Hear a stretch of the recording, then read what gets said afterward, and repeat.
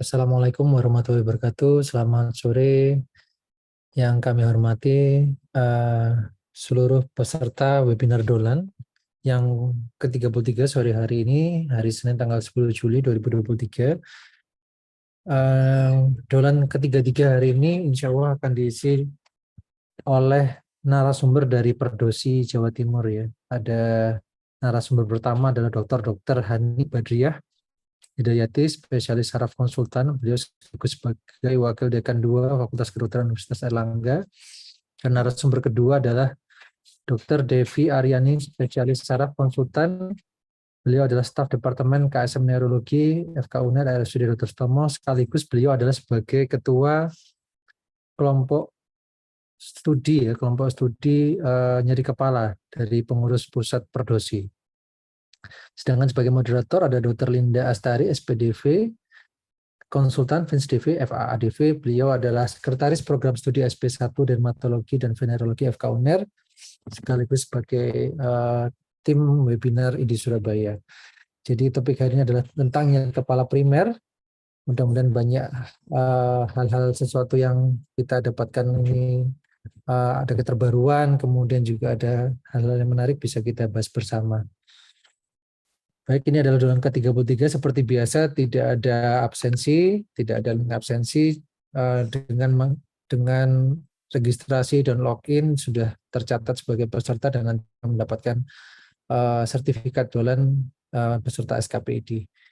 Baik, saya menyapa juga Dr. Linda, moderator. Selamat sore, Dok. Assalamualaikum. Waalaikumsalam. Selamat sore, Dr. Pandu. Ya, sehat ya, Dok.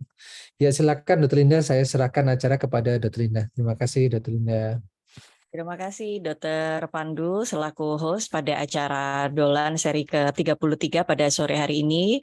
Alhamdulillah kita berjumpa kembali dalam Dolan ID Surabaya, diskusi online mingguan yang diselenggarakan oleh ID Surabaya secara rutin setiap hari Senin pada pukul 15 sampai 16 waktu Indonesia Barat. Dan pada kesempatan kali ini, alhamdulillah kita bisa berjumpa kembali dengan tim dari Perdosi, ya Perhimpunan Dokter Saraf ya Dok, seluruh Indonesia. Yang pada sore hari ini sebagai narasumber kita adalah dua orang pakar, ya dua orang pakar. Yang pertama adalah Dr. Hani Badriah Hidayati, spesialis saraf konsultan. Selamat sore, Dr. Hani. Ya, sore, Dr. Ya, Linda. alhamdulillah bisa Assalamualaikum. bergabung ya Dok di tengah Ya, kesibukan sebagai Wakil Dekan 2 Fakultas Kedokteran Universitas Airlangga. ya, Alhamdulillah senang Dr. sekali. Hani bisa meluangkan waktu untuk menjadi narasumber pada Dolan ID Surabaya pada sore hari ini. Ya, untuk narasumber kita yang kedua ini juga pakarnya nih ya, pakar di bidang nyeri kepala primer yaitu dengan Dr. Devi Aryani Sudibyo, spesialis neurologi konsultan. Selamat sore Dr. Devi.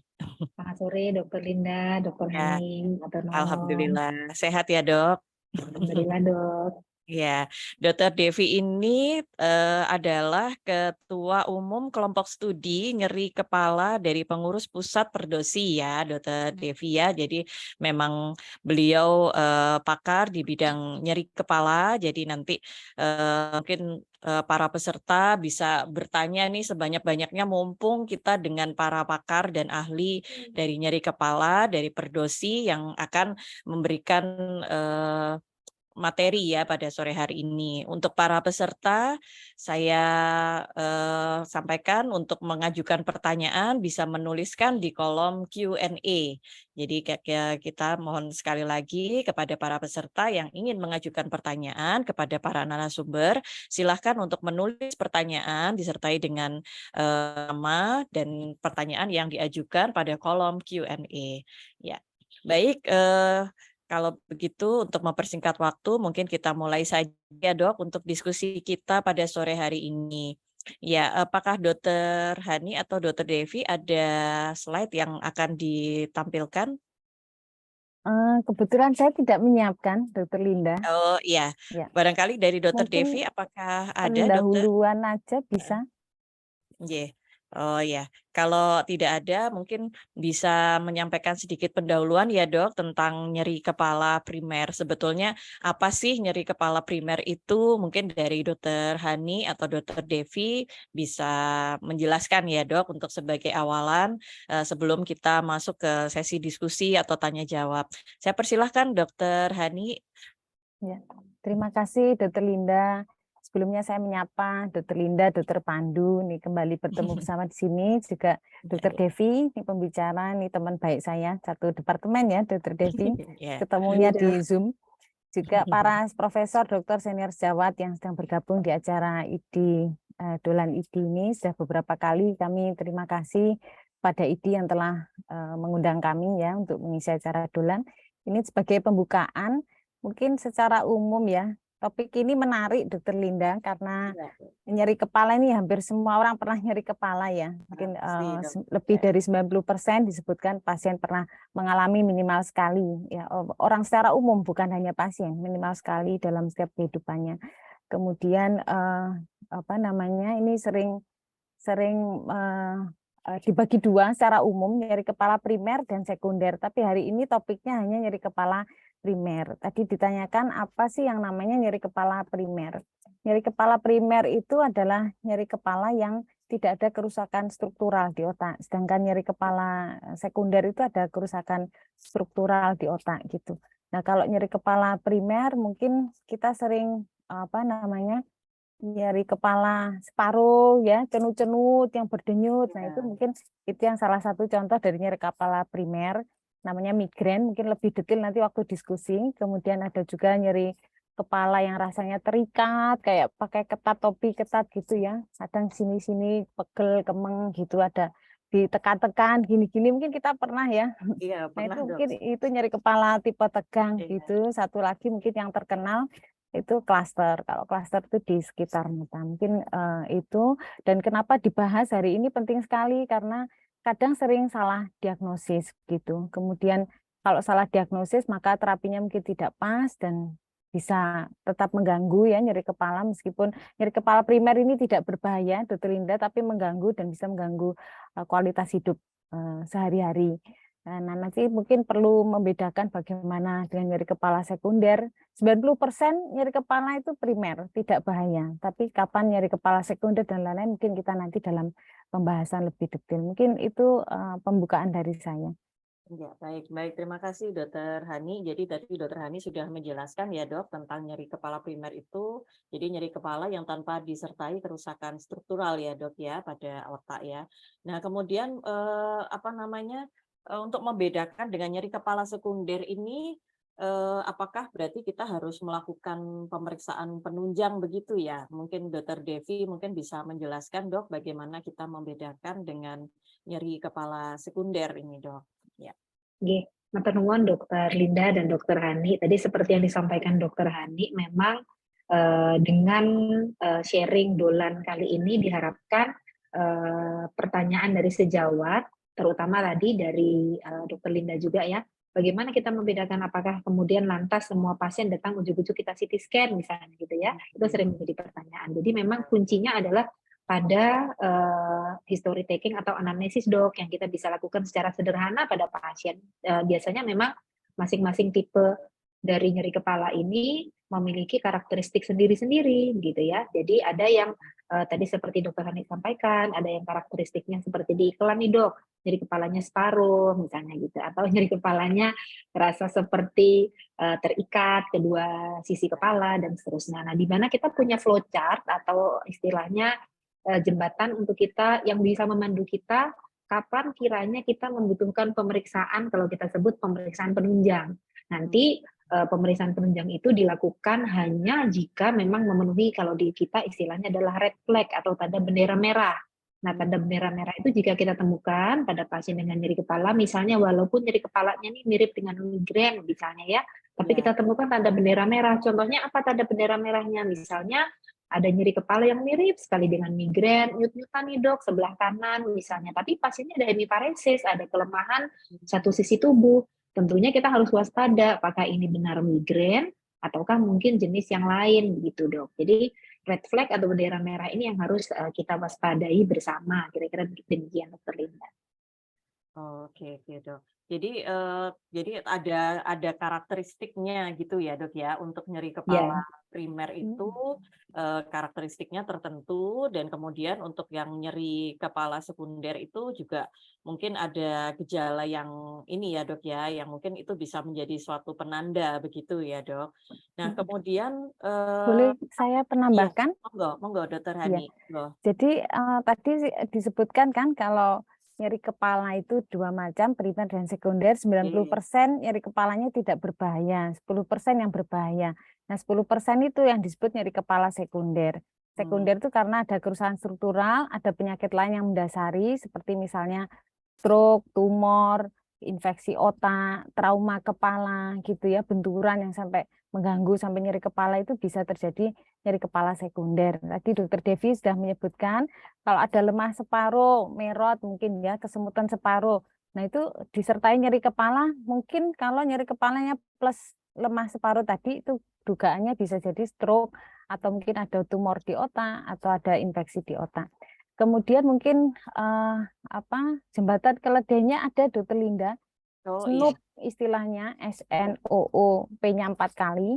Kalau Oh. S itu systemic symptom, jadi kalau ada gejala sistemik seperti misalnya ada demam, mialgia, penurunan berat badan, maka mungkin itu dugaannya mungkin ada infeksi atau bahkan metastasis. Kemudian yang N yang kedua itu yang tadi disebutkan Dokter Devi, neurologic symptom, jadi ada gejala atau defisit neurologi, itu dugaannya adalah stroke, lesi massa, infeksi otak juga bisa. Kemudian yang O, SNOO ya, O-nya adalah yang pertama older age. Older age itu usia tua. Kalau usia tua kita dugaannya nyeri kepala pada usia tua, kita bisa menduga mungkin penyebabnya arteritis temporalis atau mungkin ada tumor metastasis ya di otak. Kemudian ada satu lagi O adalah onset awitan. Kalau awitannya mendadak kita curiga mungkin ada perdarahan di kepala gitu. Tiba-tiba nyeri kepala, mungkin ada pecah pembuluh darah di otak. Yang P-nya ada 4, ada papil udem. Papil udem itu mungkin dugaan dari peningkatan tekanan intrakranial. Kemudian ada yang P kedua, posisional atau posisi. Kalau nyeri kepala karena posisi tertentu mungkin ada hipotensi ya intrakranial gitu pada pasien. Kemudian yang P yang ketiga itu di precipitated oleh falsafah manuver. Jadi kalau disuruh mengejan, ditutup semua lubang, begini ya, terus diminta mengejan, ada nyeri kepala yang meningkat, maka mungkin ada peningkatan tekanan intrakranial. Jadi ada sesuatu di kepala, mungkin demikian. Terus P yang terakhir adalah progressive headache, nyeri kepala yang tambah lama tambah berat, itu mungkin karena ada sesuatu yang di kepala yang menjadi penyebab sekunder nyeri kepala. Jadi kalau ada nyeri kepala disertai tanda-tanda singkatannya SNOOP tadi, SNOO, P-nya 4 kali, maka kita perlu hati-hati, mungkin perlu pemeriksaan tambahan selain tanya jawab. Kalau mungkin bisa di MRI, CT scan untuk tahu penyebab lebih detail, mungkin demikian. Baik. Kalau untuk penyebab tadi itu kan Dokter Hani menjelaskan tentang penyebab nyeri kepala sekunder ya, Dok ya, yang tadi ada bisa oleh karena tumor, stroke atau infeksi otak atau perdarahan dan sebagainya. Kalau yang penyebab nyeri kepala primer ini apakah hanya beberapa tadi, Dok, yang vertigo, kemudian migrain apa gitu? Apakah itu juga bisa menjadi penyebab nyeri kepala primer ya, Dok? Mungkin Dokter Devi atau saya? Ya, monggo, Dokter Devi monggo. bisa Jadi menjelaskan. kalau nyeri kepala sekunder tadi kita sudah dengar juga dari Dokter Hani ya, banyak penyebabnya. Nah, kalau nyeri kepala primer sendiri memang sebetulnya penyebab dari nyeri kepala adalah patofisiologi dari nyeri itu sendiri. Mungkin kita ambil contoh yang paling sering ya, Dok. Salah satunya yang sering dibahas adalah migrain ya, atau tension type headache. Kalau dulu kita sering sebut sebagai nyeri kepala tipe tegang ya.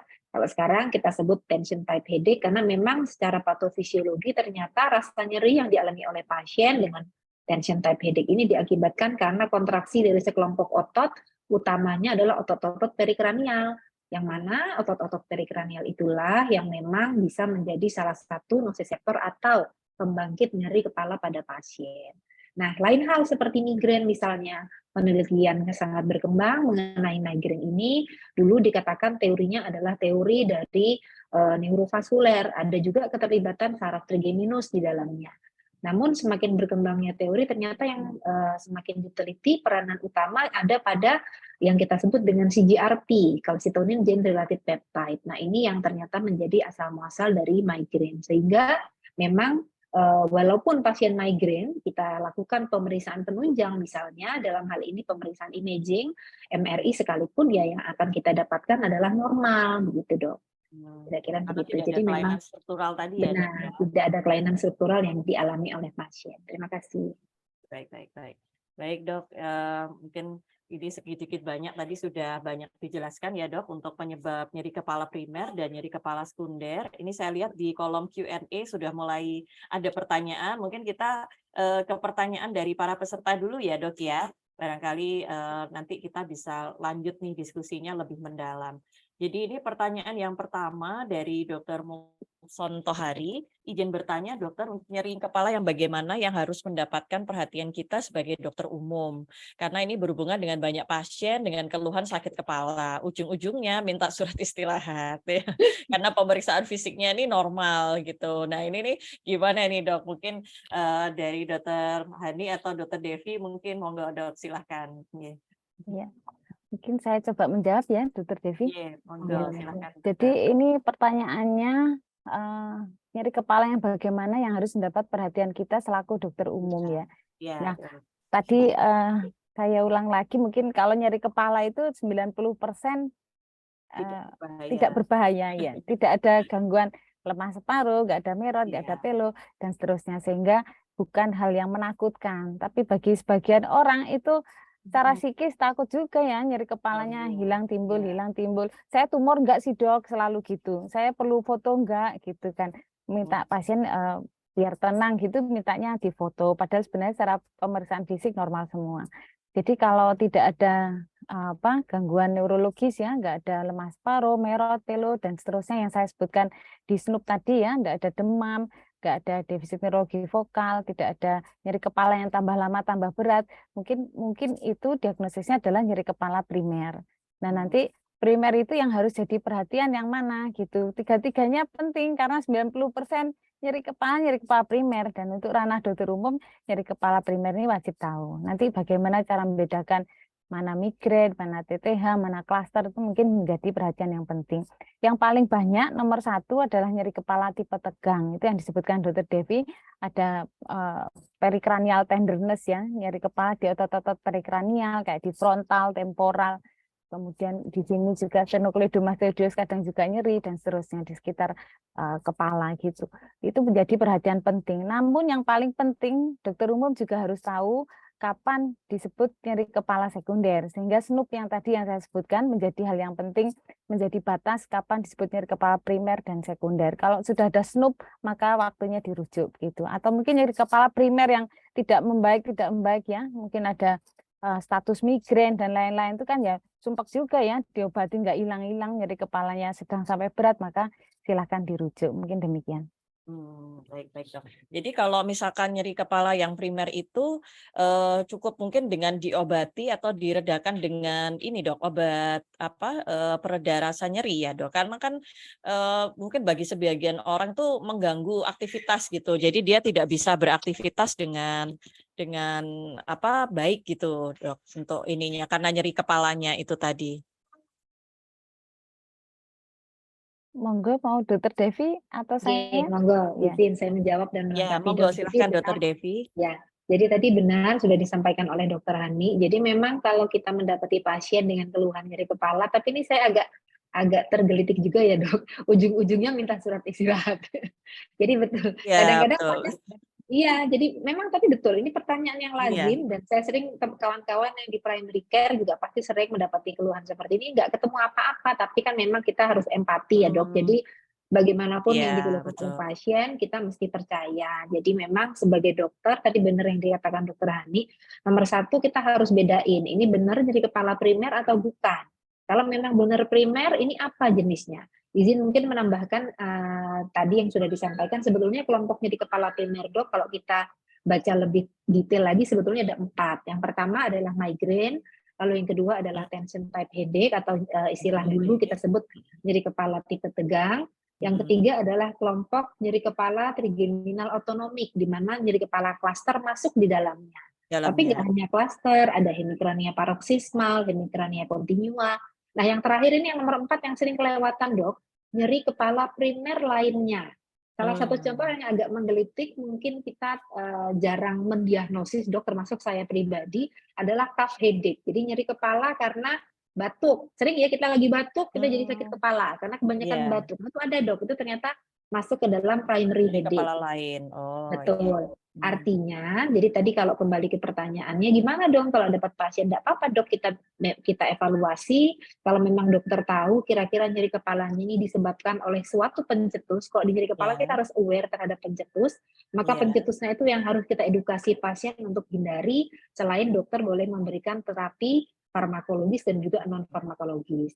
Karena mindset pasien tuh kadang-kadang kalau dia ke dokter, dia nyeri, dia harus dapat obat anti nyeri. Padahal dia lupa untuk menghindari apa yang menjadi pencetus nyerinya, gitu. Jadi, mungkin dari saya nambahin gitu, Dok. Terima kasih. Iya.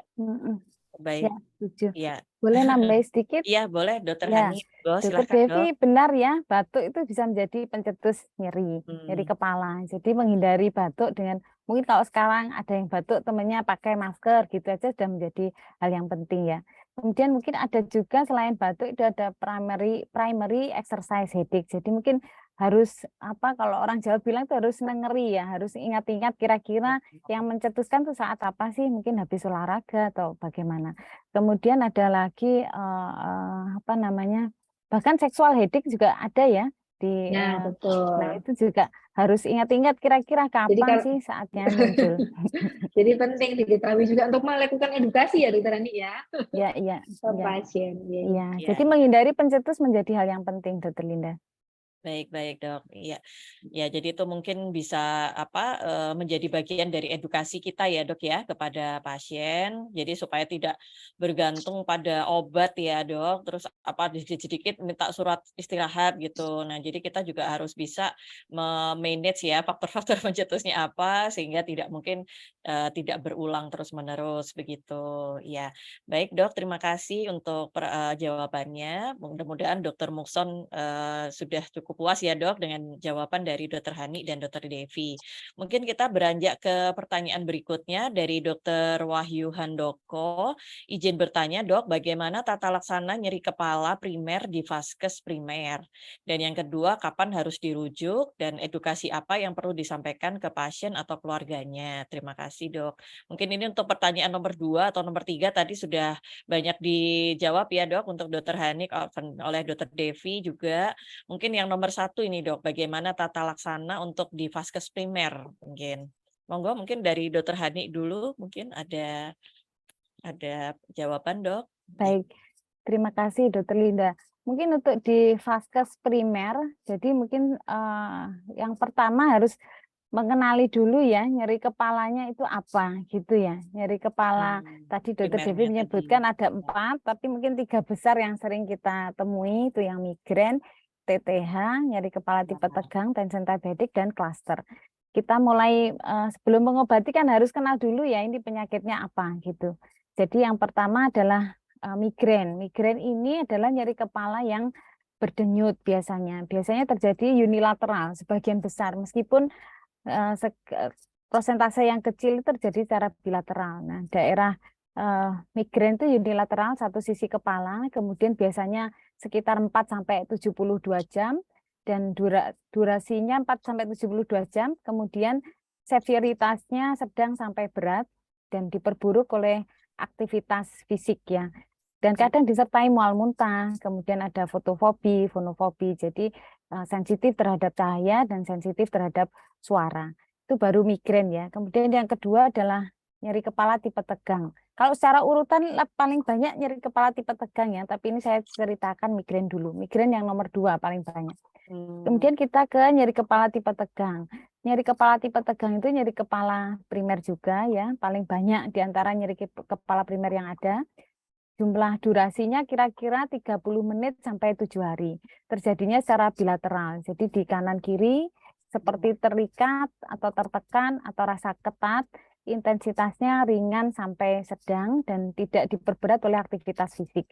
Gejala penyertanya tidak ada. Nah, untuk yang klaster ini jarang ya, kalau disebutkan di jurnal itu 1 dari 100 gitu ya, baru terjadi nyeri kepala klaster, biasanya pada orang laki-laki yang banyak terjadi klaster. Kalau migrain dan TTH ini banyak perempuan.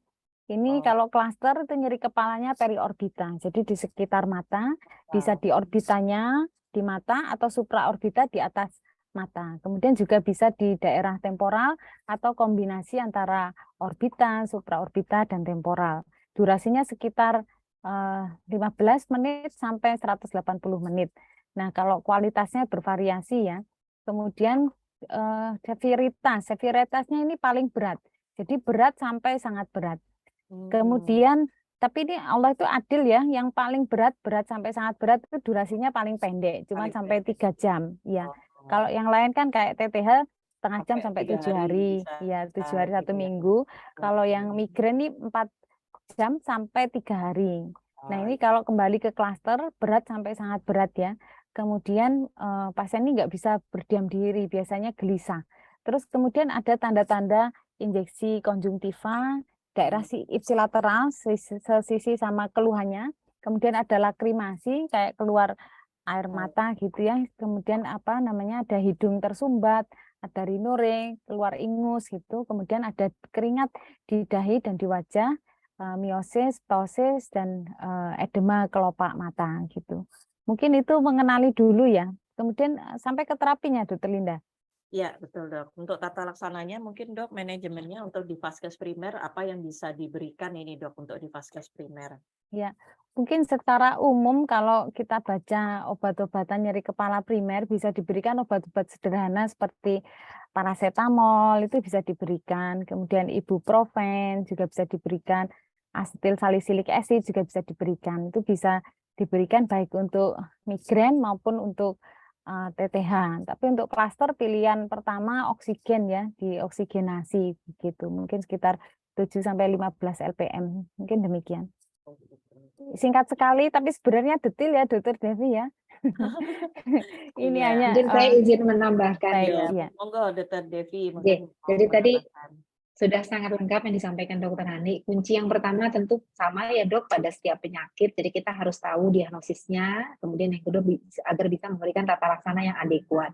Kalau kita mau bikin jembatan keledai kadang lebih mudah untuk kawan-kawan yang di vaskes primer atau primary care. Yang pertama adalah kawan-kawan harus lihat bahwa tata laksana itu kita bagi jadi 3 kalau saya gampang. Yang pertama adalah untuk nyeri kepala ya dok maksudnya. Yang pertama adalah tata laksana non farmakologis dok. Jadi kalau misalnya memang pasien nyeri kepalanya datang, tapi penyebabnya habis melekam nonton bola, habis melekam ngerjain tugas, atau mungkin habis ada deadline kerjaan, sakit kepala nih dok, nah udah tahu penyebabnya. Artinya kita edukasi yang baik, mungkin ini penyebabnya, tidurnya harus lebih teratur dan seterusnya. Kemudian kita boleh tambahkan terapi farmakologis dok, tadi sudah disampaikan Dr. Hani. Secara garis besar, kalau kita sebut over the counter analgesik atau OTC, insya Allah sama. Dokter bisa berikan untuk pertama, pada kasus nyeri kepala tipe tegang atau tension type headache, migrain ya, ataupun klaster. Namun memang pada beberapa penyakit, yaitu klaster dalam hal ini, ya, tidak ada tempat untuk pemberian analgesik sederhana, seperti yang tadi sudah disampaikan oleh Dr. Hani secara lengkap. Untuk kasus-kasus migrain juga yang bandel dok, kadang dia nggak bisa nih diberi analgesik yang sederhana, misalnya nggak cukup diberikan kelompok ibuprofen, tapi harus diberikan kelompok obat abortif istilahnya, obat yang digunakan untuk mengurangi nyeri kepala yang lebih spesifik. Salah satu contohnya adalah obat-obatan yang kelompok ergotamin dalam hal ini, atau kelompok triptan misalnya. Namun tentunya untuk kawan-kawan di vaskes primer, kami anjurkan jika akan memberikan kelompok terapi farmakologis dok, maka berilah dulu yang first line, istilahnya yang memang gampang didapat, efikasinya sama-sama baik. Karena terus terang untuk nyeri kepala primer ini level evidence-nya A kok untuk hampir semua jenis analgesik rutin. Misalnya dokter memberikan ibuprofen itu levelnya A untuk tension type headache. Kemudian ketoprofen misalnya. Kemudian bahkan yang sederhana dok seperti paracetamol. Kadang-kadang itu mungkin pasien udah minum sih, cuman dosisnya mungkin kurang adekuat, jadi kurang tepat. Kan masih ingat kita ada tepat dosis, tepat indikasi dan seterusnya ya dok ya. Nah itu mungkin yang kurang kurang tepat pemberiannya. Nah, lalu jangan lupa selalu diedukasi bahwa tata laksana non farmakologis itu juga berperan. Yang kadang dilupakan adalah contoh sederhana nih dok, saya punya pasien nyeri kepala karena habis minum kopi. Padahal kalau kita lihat kafein itu punya dua sisi mata uang. Dia seringkali ada pada beberapa, kita nggak sebut merek, pada beberapa obat analgesik ya, yang disertakan kafein. Jadi kafein itu sebetulnya punya efek bagus untuk adjuvan analgetik. Namun pada beberapa pasien ternyata konsumsi kafein secara berlebihan itu justru menjadi pemicu nyeri kepala. Kadang kita pasien nggak tahu, kalau kita juga sebagai dokter nggak aware, nggak tanya, suka ngopi ya Pak, misalnya gitu. Ternyata sebetulnya kafein atau kopi itu boleh, tapi satu hari jatahnya kalau di literatur dikatakan hanya 2 cups per day maksimum, ya kan? Jadi artinya boleh, tapi kalau dia tidak peminum kopi, lalu dia tiba-tiba minum kafein, maka kafein itu justru sebagai pencetus nyeri kepalanya. Begitu. Ya, jadi tata laksana non farmakologis dan farmakologis itu saya rasa peranannya sangat berimbang untuk kawan-kawan yang di vaskes primer. Karena pasien senang banget kalau dikasih tahu, oh iya ya dok, bener juga. Nah, yang terakhir dok, mungkin sedikit dari saya, minum air putih kelihatannya sederhana, tapi kalau dokter searching migrain dan minum air putih ya, itu ternyata sangat banyak jurnal-jurnalnya. Jadi dikatakan minum air putih itu 1,5 liter sampai 2 liter per hari itu akan mengurangi resiko rekarensi dari salah satunya nyeri kepala primer. Gitu. Terima kasih. Menarik sekali nih Ya, dok. mungkin saya Ternyata menambahkan. maksudnya untuk yang non farmakologisnya juga ya dok. Ya, monggo Iya. silakan dokter Hani. Ya baik. Tadi Dokter Dewi sudah menyebutkan menghindari kafein, kemudian makanan tertentu ya, stres, mungkin demikian juga harus dihindari. Mungkin kalau saya mendetilkan, mungkin makanan tertentu itu kayak tiramin ya, makanan fermentasi itu biasanya ada di tiramin itu ada di keju tua, anggur merah, itu bisa mencetuskan migrain. Makanan enak ya dok. Iya, nah ini sering, ini anak-anak kuliah itu keju anak muda sekarang. Ya betul. Migrain maunya. Saya sendiri kayaknya pernah ini dok. Iya karena itu cekot-cekot dok ya, bisa ya. Cekot-cekot kepala, harus mengenal ini cekot-cekot yang mana. Kalau unilateral berdenyut sedang sampai berat itu migrain. Hindari makanan enak. Maunya sembuh, makan coklat, tambah cekot-cekot ya. Nah, mungkin itu yang perlu. Kemudian ada monosodium glutamat ya. Mungkin anak-anak kuliah ini kos ya, jadi makan makanan nggak masakan sendiri. Itu MSG juga bisa mencetuskan. Ya. Kemudian ada aspartam itu ya, aspartam itu pengganti gula buatan ya, Dokter Linda ya. Itu juga bisa mencetuskan migrain. Ini mungkin nambahkan Dokter Devi, selain kafein ada beberapa hal yang mungkin perlu dihindari. Mungkin demikian. Ya, baik. Terima kasih. Ya. Terima kasih Dokter Hani, Dokter Devi. Jadi ini sudah cukup jelas ya dok. Mungkin apa tata laksana yang bisa dilakukan oleh sejawat kita yang di vaskes primer, dan juga makanan-makanan tadi ya sudah dijelaskan Dokter Hani yang bisa memicu. Karena ini kan sekarang modelnya kan kafe-kafe kopi itu bertebaran ya dok ya. Terus kemudian juga ya resto-resto kafenya itu juga makanan-makanan yang berkeju-keju tadi itu, coklat keju. Waduh, itu banyak Apalagi banget. bisa pesan online ya, Dokter Linda. Iya, tinggal duduk aja. Tinggal tombol HP. Iya, betul. Iya, terima kasih dok untuk jawabannya. Ini kemudian ada pertanyaan dari Dokter Wellington Tasman. Apakah bisa bersamaan ya dok, migrain dan tension headache itu terjadi bersamaan begitu? Apakah bisa, Dokter Hani? Ya, kalau melihat klasifikasi internasional itu tidak bersamaan ya, karena ada 4 kelompok tersendiri, sehingga yang klasifikasi mixing kok nggak ada ya Dokter Devi ya sampai sekarang. Jadi itu mix disendirikan. nyeri kepala primer itu jarang ya dok ya, misalkan tension headache sama migrain atau tension headache dengan yang lain gitu jarang ya. Tidak ada. Tidak ada ya dok. Baik. Terima kasih dok. Ini kemudian ada pertanyaan dari Dokter Margareta Maria, Dokter Feni Sinudarso. Dok mau tanya, saya kalau pusing kenapa sering diikuti mual dan muntah, terutama kalau pusing ya sudah cekot-cekot gitu. Mungkin ini ya dok, gejala penyertanya mungkin ya pusing, nyeri, terus kemudian mual, muntah. Ya, gimana Dokter Devi? Apakah itu memang sering terjadi seperti itu atau mungkin ada penyebab lain begitu dok? Silahkan Dokter Devi. Izin menjawab dok. Jadi benar memang kalau keluhan nyeri kepala ini sebetulnya adalah peak daripada fase nyeri kepala. Kalau misalnya kita bicara, salah satunya yang paling sering atau common dengan keluhan mual muntah itu adalah migrain. Di mana awal mulanya itu nggak langsung sakit kepala, Dok, biasanya. Makanya kenapa para penderita migrain, kalau dalam bahasa Jawa itu sudah bisa niten, waduh, bentar lagi saya sakit. Itu ada 4 gejala, Dok. Mungkin kawan-kawan primary care. Yang pertama adalah fase premonitory, itu biasanya bawaannya lapar aja, ngantuk aja. Terus yang kedua, biasanya adalah fase aura. Nah, fase aura ini sifatnya reversible. Biasanya pasien akan perlu paling banyak adalah visual aura. Tapi tidak selalu ada ya, ada juga aura. Yang kelompok ketiga adalah nyeri kepala yang dikatakan nih sampai 72 jam. Yang terakhir adalah fase normal atau fasenya. Nah, sehingga tadi yang terkait dengan ada muntah itu adalah fase yang gejala. Sepertinya Dokter Devi terlempar ini. Sinyalnya kurang bagus. Iya, mungkin Dokter Hani bisa Melanjutkan. Iya, melanjutkan, Dok. Baik, iya. Tadi ada fase premonitory ya. Premonitory tadi mungkin saya ulang sedikit. Itu mungkin pasiennya merasa kurang konsentrasi, maunya marah terus, kemudian cekot-cekot badannya ya. Itu kemudian yang kedua fase aura. Aura itu mungkin ada aura visual. Kadang pasien migrain melihat kilatan cahaya atau melihat bintik hitam di penglihatannya.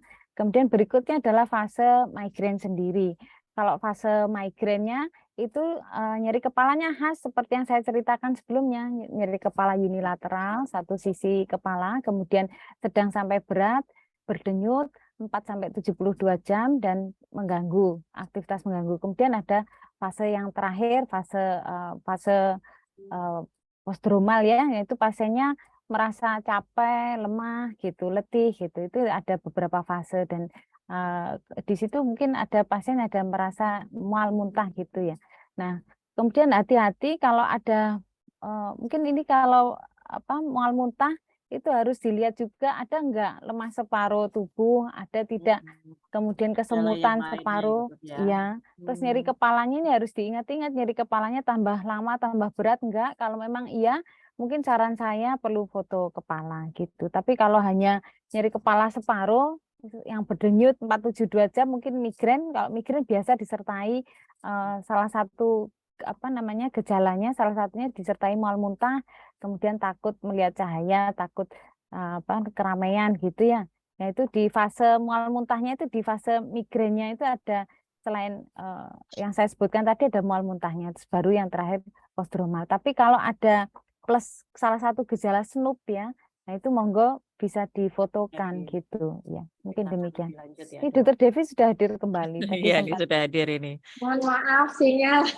Iya, nggak apa-apa, Dokter Devi. Tadi udah dilanjutkan ini tadi Dokter Hani. Ya, jadi Ya. memang ada ini ya Dok ya, ada perjalanan dari si migrain tadi ya Dok ya, ada fase mual muntahnya tadi ya. Untuk pengobatannya benar. berarti dengan obat migrain saja gitu akan mengurangi juga gejala mual muntahnya atau perlu tambahan obat untuk mual muntahnya ini Dokter Devi? Memang lebih baik pada saat ada simptom keluhan mual muntah selain obat migrain kita juga perlu menambahkan Dok obat-obatan mual muntah. Yang dianjurkan diberikan adalah obat-obatan seperti misalnya kita mau kasih metocloramid, itu di literatur juga ternyata berfungsi untuk menekan gejala migrain. Tapi memang harus hati-hati dengan efek samping ya Dok. Salah satunya adalah EPS. Gitu. Oh ya, baik. Terima kasih Dokter Devi, Dokter Hani untuk jawabannya. Ini untuk pertanyaan berikutnya dari Anonymous ini Dok. Kan tadi kan kita juga harus mendeteksi ya Dok ya. Kira-kira apa nih yang mencetuskan nyeri kepalanya. Jadi mungkin untuk tata laksananya juga kita bisa holistik begitu. Nah ini kalau misalkan yang nyeri kepala karena saat PMS nih Dok. Mungkin pada wanita ya Dok ya. Pada saat dia mau haid gitu biasanya terus nyeri kepala itu apakah setiap bulan berarti harus mengkonsumsi obat anti nyeri begitu Dok atau mungkin ada non farmakologi ini untuk tata laksananya begitu Dok mungkin ya. Izin menjawab Dok. Dr. Jadi Devi, kalau ya. hormonal memang baik pada migrain, kemudian pada tension type headache, bahkan pada nyeri kepala primer yang lain ini cukup berperan. Ternyata peranan dari hormonal ini pada wanita tentunya kita harus edukasi. Ada dua ada dua istilahnya dua sisi mata uang, Dok. Jadi yang pertama, migrain yang tidak teratur itu justru bisa menjadi menstruasi yang tidak teratur atau period yang tidak teratur itu justru bisa menjadi salah satu pencetus dari seringnya muncul keluhan sakit kepala. Jadi kalau memang itu ditemukan pada pasien, maka kita boleh bantu edukasi untuk periksa ke dokter untuk bisa evaluasi kenapa kok siklusnya nggak teratur. Atau sebaliknya, kalaupun dia siklusnya teratur, Dok, tapi setiap kali dia period, kemudian dia bertambah intensitas dari kepalanya, memang kan kita nggak mungkin nyetop, berarti nggak boleh period, nggak boleh menstruasi, kan nggak mungkin. Benar, yang harus kita lakukan ada dua. Kita evaluasi di saat dia menstruasi, aktivitas hariannya tidak boleh berlebihan, karena itu pasti akan mencetuskan. Kadang-kadang aktivitas normal aja, sakit kepala yang dia alami akan berlebihan. Nah, lalu apakah ada tempat untuk tata laksana farmakologis? Tentu ada. Jadi ketika dia sudah mulai merasakan hampir sakit kepala, biasanya pasien udah mulai hafal ya, Dok, gejalanya, premonitori itu sudah boleh diberikan obat. Dan di literatur dikatakan diberikan obatnya hanya kurang lebih 3 hari ke depan. Setelah itu kita stop, kemudian sudah selesai. Jadi jangan nunggu sakit kepalanya sampai peak atau puncak, karena akan sulit mengurangi nyerinya. Jadi kalau udah mulai kerasa, justru harus kita berikan, karena beda kondisi. Karena dia sedang ada keterlibatan hormonal sebagai penyebabnya. Bahkan dikatakan ada salah satu terminologi yang kita sebut menstrually related migraine, ya, yang mana keluhan migraine ini akan memberat ketika dia menstruasi. Bahkan di literatur dikatakan boleh kita kasih 3-5 hari analgesik kuat, tapi setelah dia udah reda sudah di stop, nggak boleh continue gitu. Ya, baik, Dok. Terima kasih Dokter Devi untuk jawabannya. Nah, untuk pertanyaan berikutnya nih, Dok, dari Dokter Zainur Rofiq, pada tension headache seberapa perlukah pemberian muscle relaksan? Nah, kemudian disarankan apa ini, Dok? Dan untuk pemilihan analgesiknya bagaimana? Tadi sih sempat sudah disinggung ya, Dok, ya, kalau yang analgesik secara umum bisa dengan menggunakan ibuprofen, paracetamol begitu ya. Untuk analgesik yang sekarang berbentuk gel itu apakah bisa juga digunakan, Dok? Karena kan tegangnya mungkin di sekitar leher atau sekitar kepala. Nah, itu bisa nggak, Dok, pakai yang bentuk gel gitu, yang analgesiknya? Monggo mungkin Dokter Hani mungkin bisa menjawab, Dok.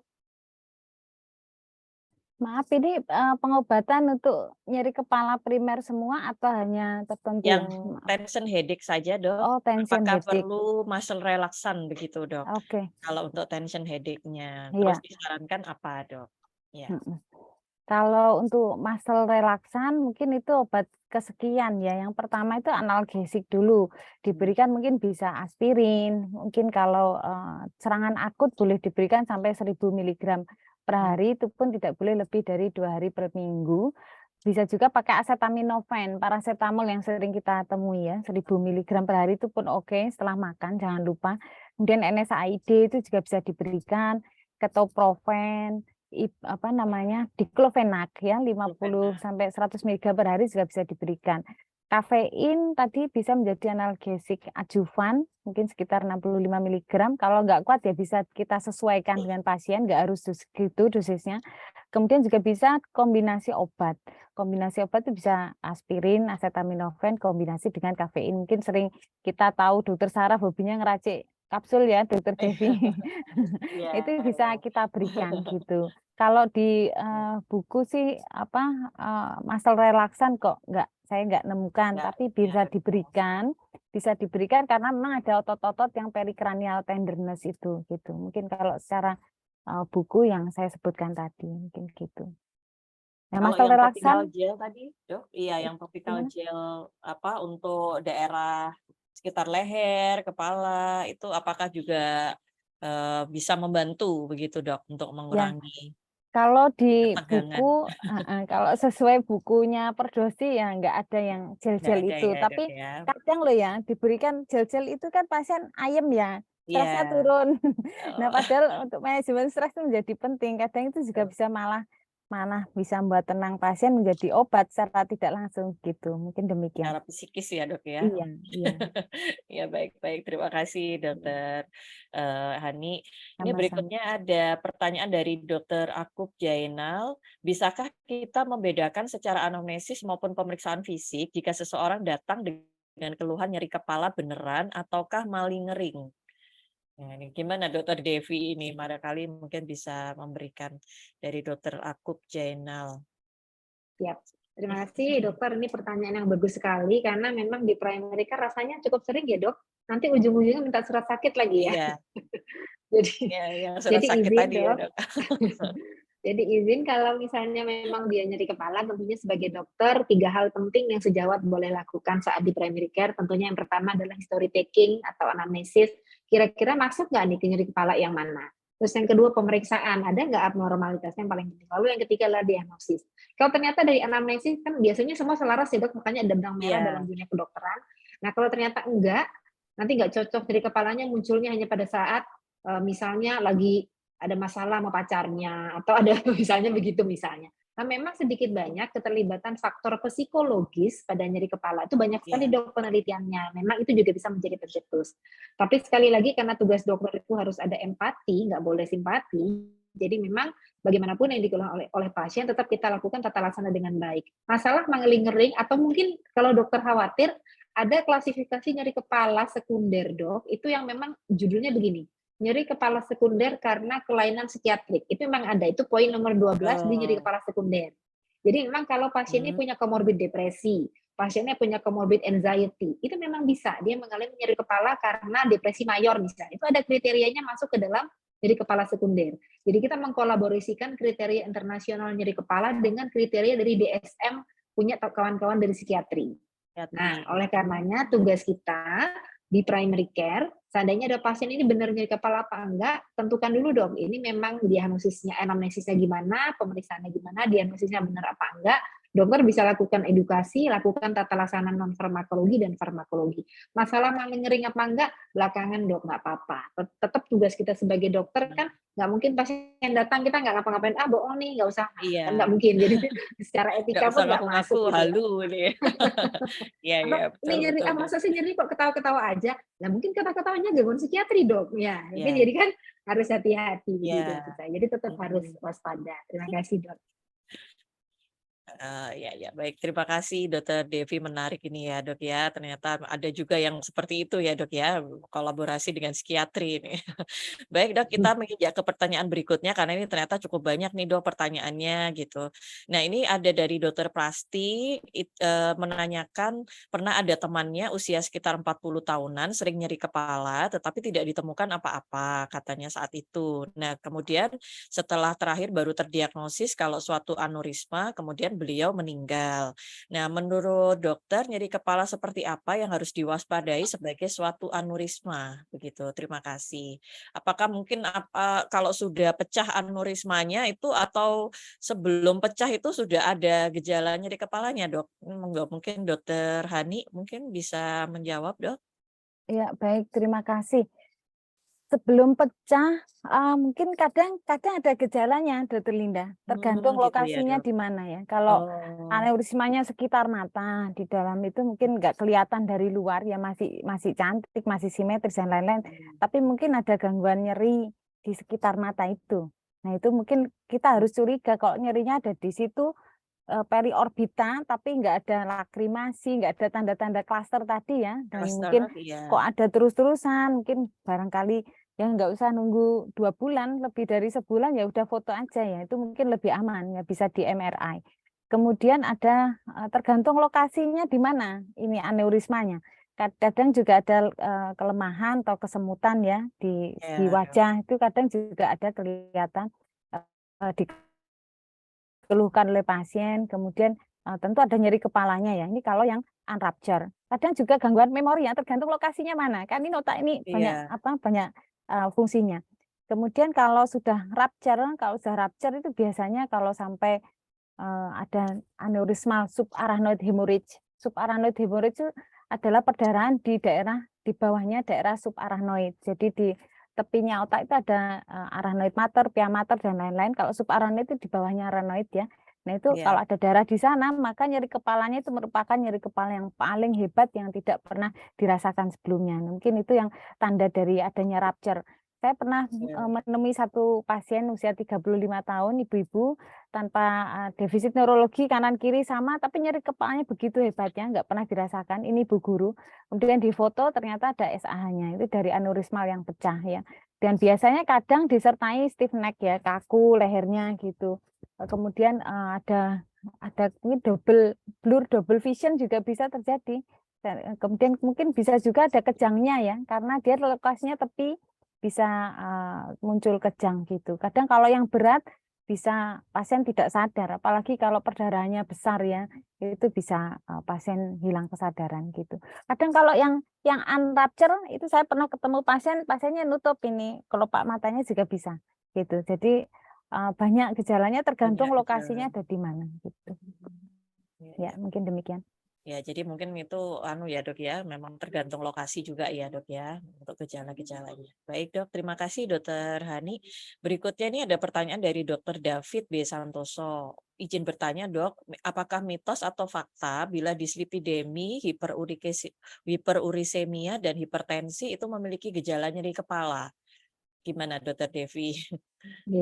Izin menjawab dok. Jadi memang Ya. kalau kita bicara tentang nyeri kepala ini memang banyak sekali pasien di luar sana yang kalau nyeri kepala usianya udah di atas 40 terus pegang-pegang pundak mesti bilang ini kayaknya kolesterol saya naik.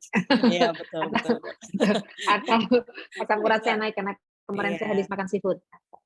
Padahal dok, izin menjelaskan, memang nyeri kepala terkait lipid yang tinggi atau hiperurisemi itu tidak ada dalam klasifikasi. Namun, kalau yang karena hipertensi itu memang ada.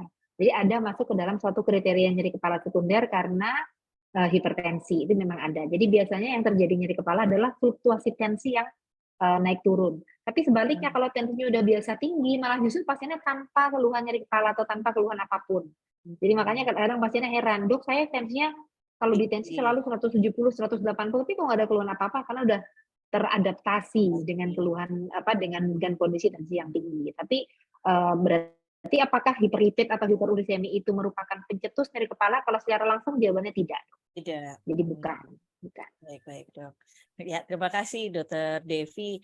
Ini ada pertanyaan berikutnya dari Anonimus ini Dok. Apakah ada saran pengobatan untuk pasien yang datang ke IGD dengan nyeri kepala? Biasanya kan misalkan diberi obat injeksi anti nyeri, tetapi masih sakit setelah diberi injeksi. Apakah perlu pengobatan dengan anti nyeri, supositoria atau cara lainnya? Kemudian selang berapa lama untuk meningkatkan terapi lanjutannya? Ya, terima kasih. Bagaimana mungkin Dokter Hani bisa menjawab, Dok? Iya, baik. Sekali lagi supaya obat manjur itu diagnosis harus tepat dulu. Jangan-jangan ini dikasih obat injeksi tadi ternyata klaster gitu loh. Klaster itu kan pilihannya oksigen gitu. Jadi kembali lagi diagnosisnya dimantapkan dulu. Ini diagnosisnya apakah migrain, TTH atau klaster. Mungkin itu dulu yang garis besar. Kalau jadi tidak semua lantas diinjeksi analgesik atau obat minum analgesik. Nanti kita klasifikasikan dulu. Untuk migrain itu bisa ada terapi abortif, baik yang non-spesifik maupun yang spesifik. Kalau yang non-spesifik mungkin pilihannya aspirin, acetaminophen, kemudian ibuprofen. Ada juga abortif yang spesifik. Jadi kalau tidak respon dengan analgesik atau NSAID ya, itu kita bisa memakai triptan atau golongan ergotamin. Itu untuk migrain. Ini secara sederhana ya, Dokter Linda, nggak terlalu detail. Kemudian yang TTH, tension type headache, ini juga bisa diberikan analgesik. Yang tadi saya cerita ada aspirin, acetaminophen, kemudian natrium diklofenak, ibuprofen, asam mefenamat gitu. Kafein juga bisa membantu ya untuk menurunkan nyeri. Tapi dosis tertentu, nggak boleh berlebihan. Tadi malah jadi nyeri kepala ya. Tapi jangan lupa selain obat-obat kan harus juga menghindari faktor pencetus, diobati, tapi pencetusnya tetap juga ada ya, nggak hilang-hilang gitu ya. Jadi ibaratnya kita ngepel rumah yang atapnya bocor gitu. Jadi ya di stop, atapnya ditutup, faktor pencetusnya kemudian juga diobati. Kemudian yang terakhir nyeri kepala klaster. Nyeri kepala klaster itu kita bisa berikan inhalasi oksigen ya 100% pakai sungkup itu 7 LPM 10-15 menit itu sangat membantu. Kalau memang klaster di UGD kan punya oksigen, nah itu bisa bisa sangat menolong. Beberapa pasien saya yang datang ke poli dengan klaster tuh saya beri pengantar ke UGD di inhalasi oksigen tuh hasilnya sangat bagus. Ya, bisa juga sumatriptan, zolmitriptan. Jadi mungkin yang tadi di injeksi anti nyeri barangkali loh itu klaster gitu. Jadi harus ingat ciri-cirinya. Mungkin demikian. Ya, ya. Baik, Dokter Hadi, terima kasih Dok untuk jawabannya. Berikutnya mungkin kita menginjak ke pertanyaan berikutnya dari Dokter Gaskan Syahganar. Assalamualaikum dokter, bagaimana kita membedakan nyeri kepala dengan vertigo dalam anamnesis? Karena kadang-kadang pasien itu sering nyeri kepala tetapi dibilangnya pusing. Nah ini mungkin sering ya dok ya, pasien tuh kadang-kadang ngomongnya pusing tapi apakah nyeri? Nah itu kadang-kadang agak-agak rancu. Gimana dokter Devi mungkin untuk bisa kita menginikan pasien Membedakan gitu, ya Baik. membedakan. Jadi biasanya pertanyaan kita kalau udah pasiennya kadang kalau apalagi kalau lagi nyeri kadang pertanyaannya macam-macam ya dok. Dok pokoknya saya nyeri, pusing, belian. Ya kita harus pertegas. Jadi kita tanyakan yang dirasakan apakah, mohon izin saya pakai bahasa Jawa karena lebih gampang. Pak cekot-cekot boten. Cekot-cekot itu biasanya khas. Kalau dua sisi kepala ini tension. Pak nyut-nyut, nyut-nyutan. Nah itu migrain biasanya. Kalau memang separuh ya, kemudian berdenyut kalau dalam bahasa Indonesia. Kalau dalam bahasa Jawa biasanya kalau gampang anamnesisnya nyut-nyutan boten, nut-nut, nggih dok, nut-nut. Nah, misalnya seperti itu. Kemudian kalau dia pusing, itu pertanyaannya adalah apakah seperti naik komedi putar, muter begitu. Kalau itu berarti vertigo ya. Tapi kalau naik kapal, mungkin ini dizziness. Jadi itu berbeda. Vertigo, dizziness itu tidak masuk ke dalam bagian nyeri kepala, dok. Jadi hal yang berbeda. Kalau nyeri kepala memang tadi yang kita bahas di awal, apakah dia model nyeri kepalanya secara klinis kedua sisi kepala, ya kan, cekot-cekot, mungkin ini tension tachycardic, ataukah mungkin berdenyut satu sisi kepala, mungkin ini migrain, begitu.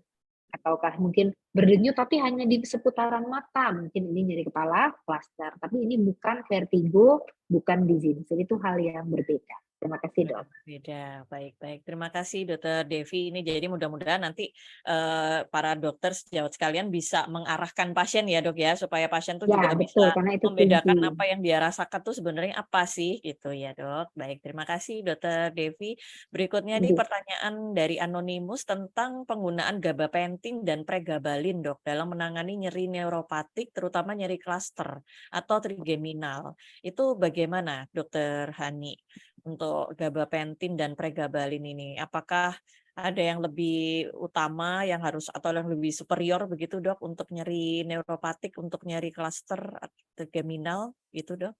Ya, mungkin yang awal kita harus membedakan nyeri itu nyeri apa, nociceptif atau neuropatik ya.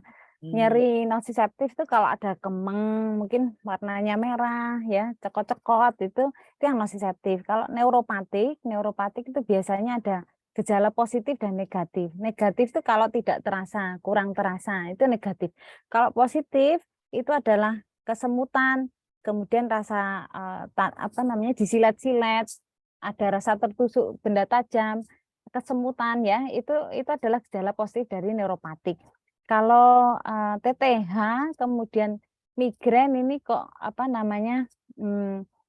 nggak related sama nyeri neuropatik ya Dokter Devi ya. Jadi obat-obatnya nyerinya berbeda gitu. Kalau nyeri neuropatik sudah tegak, misalnya ada kesemutan, disilet-silet, tertusuk benda tajam, rasa mungkin trigeminal neuralgia contohnya itu pas itu neuropatic pain. Jadi gangguan di pipi yang kalau mengunyah, makan, cekot-cekot nyerinya menghebat. Nah, itu trigeminal neuralgia itu ada tempat pregabalin, gabapentin. Kalau ditanya apakah pas di trigeminal neuralgia di neuropatic pain ya.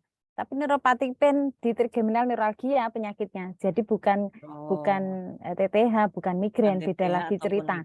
Ya, kalau di trigeminal neuralgia memang ada tempat lini pertama. Dia gabapentin dan pregabalin itu bisa diberikan. Oh ya, siap-siap dok. Baik, terima kasih Dokter Hani. Ini karena ada keterbatasan waktu, tapi mungkin kita bisa mungkin ke 2 pertanyaan ya Dok ya, terakhir sebelum kita akhiri.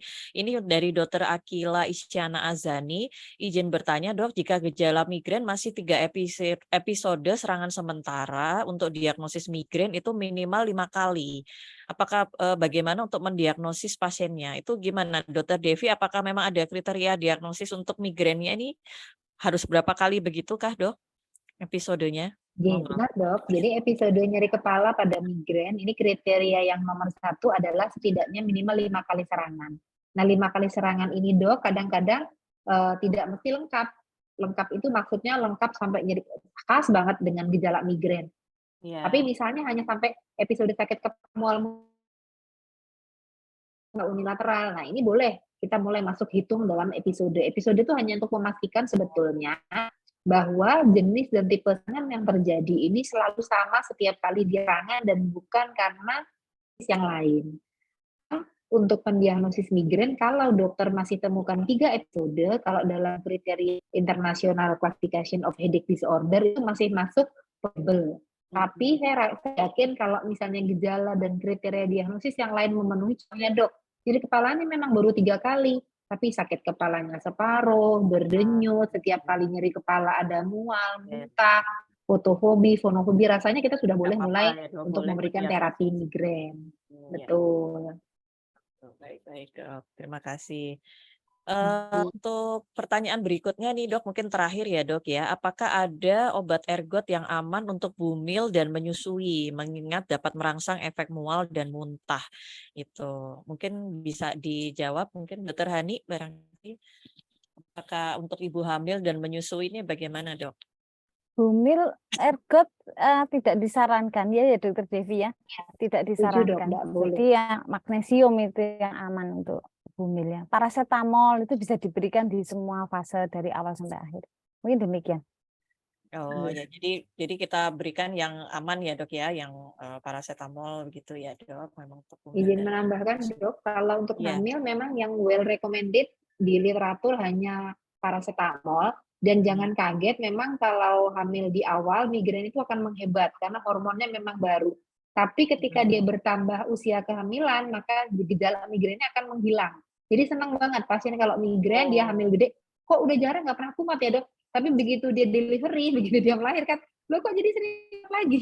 Oh Jadi gitu, memang hormonnya yang menyebabkan hormonnya dia menghilang ya. Jadi memang obat yang paling aman hanya paracetamol.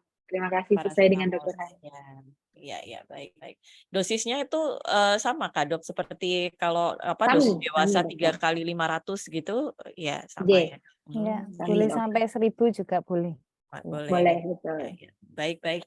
Terima kasih banyak Dokter Devi, Dokter Hani. Ini sebenarnya nih masih banyak nih yang pengen kita eksplor lagi ya Dok tentang nyeri kepala primer ini, ternyata diskusinya tuh bisa kemana-mana ya Dok ya, bisa, dan itu sangat relate dengan kehidupan sehari-hari juga. Mungkin para dokter walaupun bukan sebagai dokter yang menterapi, tapi mungkin yang dialami sehari-hari itu sangat relate sekali, dan saya rasa itu sebetulnya sangat banyak informasi yang bisa didapat dari Dokter Hani dan Dokter Devi selaku narasumber ya pada sore hari ini. Tapi mohon maaf sekali lagi, mungkin untuk para peserta dolan, mungkin tidak semua, mungkin ada banyak pertanyaan yang belum terjawab ya. Mudah-mudahan nanti tadi mudah-mudahan apa yang disampaikan tuh sudah ada mungkin, oh ya ini jawabannya nih ini nih gitu ya. Kalau mungkin tadi mengikuti dari awal ya Dok ya. Jadi mohon maaf sekali lagi kepada para peserta karena keterbatasan waktu, jadi tidak semua pertanyaan bisa kami bacakan dan juga kami tanyakan kepada kedua narasumber.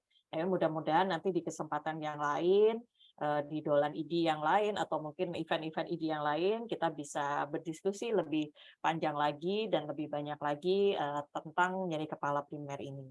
Sekali lagi saya mengucapkan terima kasih kepada Dokter Hani dan juga Dokter Devi atas Sama-sama. ilmunya yang sangat bermanfaat untuk kita semua. Mudah-mudahan sangat ini ya Dok ya, bermanfaat untuk teman-teman sejawat Insya juga Allah. yang di Vaskes primer dan juga mungkin sejawat-sejawat yang juga mengalami sendiri mungkin ya menjadi kepala primer ini. Ya, baik, terima kasih. Mungkin untuk selanjutnya saya serahkan kembali kepada host Dolan ID sore ini, Dr. Pandu. Terima kasih, Dr. Pandu. Silahkan. Ya, terima kasih Dr. Linda telah memimpin acara Dolan yang ke-33 dengan sangat antusias sekali tadi, pertanyaan dari peserta banyak, kemudian juga kepada kedua narasumber Dr. Hani dan Dr. Devi telah memberikan ilmunya. Seperti tadi disampaikan Dr. Hani, mungkin hanya jarang sekali ya seumur hidup seseorang itu tidak mengalami sakit kepala. Jadi topik hari ini tuh sangat relate tadi seperti kata yang Dr. Linda dan sangat praktikal menurut saya ya, karena nomor satu bahwa bisa jadi kita ini jadi pasiennya sehari-hari, bisa kita menderita migrain, kalau yang wanita, kemudian kalau yang laki-laki saking nyari kepala hebatnya itu yang klaster, oh ternyata begitu. Dan tidak hanya bumil ya Dok ya, Iya, dokternya bumil juga bisa. dokternya bumil juga ini. Dan hati-hati tadi juga kalau aneurisma ya Dok ya, aneurisma itu tanda bahayanya tadi sudah disampaikan oleh Dr. Hani dan Dr. Devi. Baik, terima kasih kepada juga seluruh guru besar, senior dan sejawat para peserta Dolan. Tetap nantikan Dolan setiap hari Senin jam 15 sampai jam 16 WIB, insya Allah selalu dengan topik-topik yang menarik, dengan free dan mendapatkan SKPD. Semoga sehat selalu dan sampai jumpa pada Dolan berikutnya. Terima kasih. Assalamualaikum warahmatullahi wabarakatuh. Assalamualaikum warahmatullahi wabarakatuh. Terima kasih. Amit ya. Terima kasih.